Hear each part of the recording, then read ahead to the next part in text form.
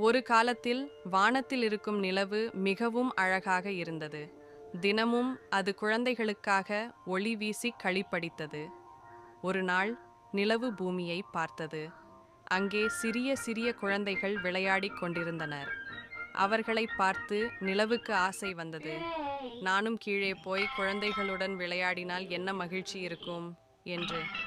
அடுத்த இரவில் நிலவு மெதுவாக வானத்தில் இருந்து கீழே இறங்கியது.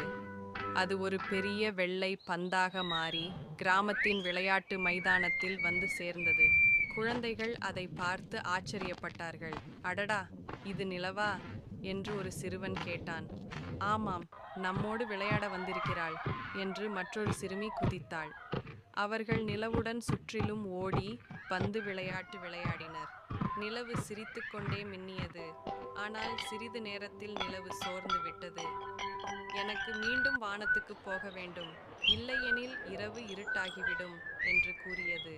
குழந்தைகள் சோகமாக இருந்தாலும், சரி நிலவே, நீ போ, நாளை இரவு மீண்டும் மேலிருந்து எங்களை பாரு என்று சொன்னார்கள்.